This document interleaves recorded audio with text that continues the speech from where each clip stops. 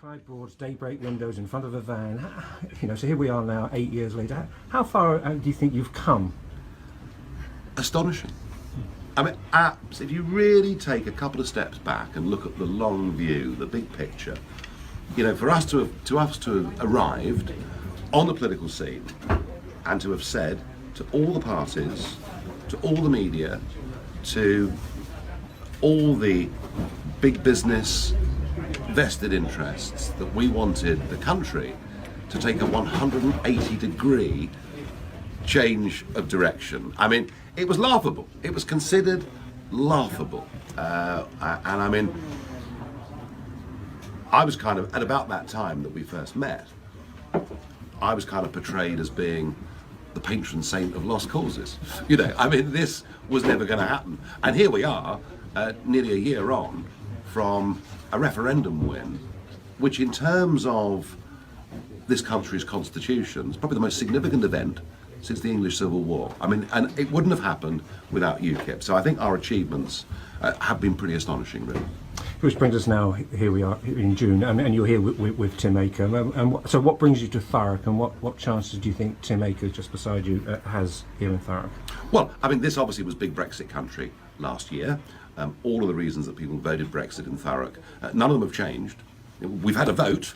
It took the Prime Minister 9 months to trigger Article 50. We're now told perhaps our leaving could be wrapped up in a whole series of transitional arrangements. We've seen backtracking already on the European Court of Human Rights because we were told that we'd leave it. Oh, no, now we're going to stay. I haven't seen much for the Thames Estuary fishermen in the Conservative manifesto. So, the way that I would put this is that whilst we may have won a great war, we now have to win a peace.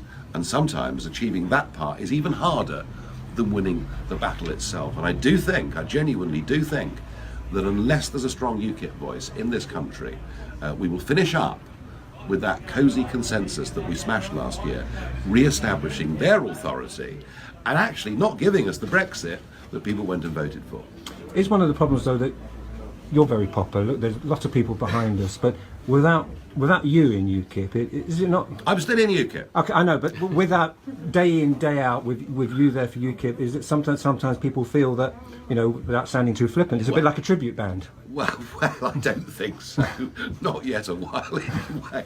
Look, no, I mean, I am still leading a group in the European Parliament. I've got some new media things that I do. I've got a radio show that I do every day, other things that I do. Arguably, the public are seeing as much of me as they ever were.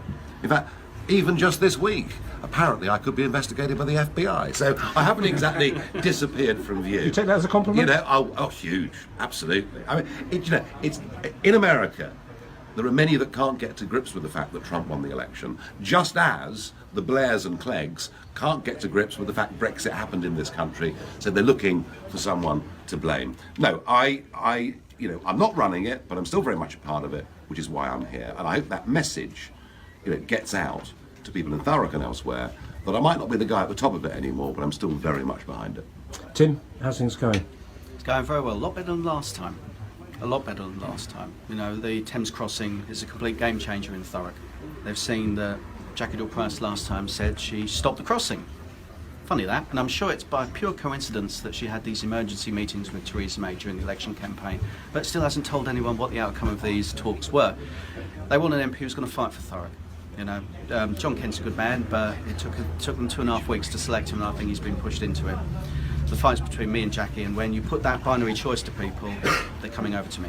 So whether it's in Purfleet or Southwark and Aveley or here in Grays, what are there, apart, if we just put Brexit aside for a second, any other key issues you'd say that people are coming up to you? Well, we were in the new estate on Aveley a few nights ago, and the yellow lines there were the big issue, and people coming over to us because of that local issue. And it could be any issue that we've got to grips with. It could be our campaign to keep the Grays high-rise. It could be, the campaigns we've done on the damp and mould in the borough. We've helped thousands of people here. And as you know, Thurrock is still a tight-knit community, and words gets round. You help someone in Tilbury, they tell someone in Ockenden. And so that network out there, by being accessible, visible, and here to help people, people want someone who's going to look out for them, in Parliament. Did you worry when you saw the county council election results, or do you still see Thurrock as slightly as a microclimate? No, I didn't worry at all. And I've got to give a shout out to my mate Alan Hosker up in Burnley, Lancashire. And in the good years, we didn't win a single county council seat up in Lancashire. But he took the model we've done here. He's always out, he keeps knocking the doors, he keeps talking to people, he fixes the little things, and he won by a mile. Won by a mile. So if you put the yards in, you do the door knocking, you can actually insulate yourself from any sort of national picture, which is what we've done here. And next Thursday, Thurrock will have a new MP. Finally, Nigel, where does UKIP, beyond June the 7th, where do you see UKIP going from there? I think that depends to a very large extent on, and I'm assuming Mrs May's going to win. I mean, I know the polls have narrowed, but I think Mrs May is going to win. I suspect, it'll be a majority of 40 seats or something like that. I mean, it won't be the landslide that it looked like. Strong and stable seems a long time ago now, doesn't it? I suspect that UKIP's fortunes will directly depend on how she does as Prime Minister during the Brexit negotiations.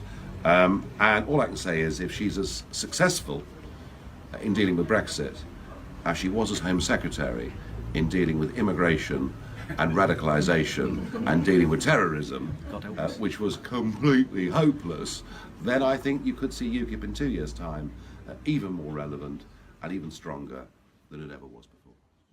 You didn't frankly have the balls to put country before party.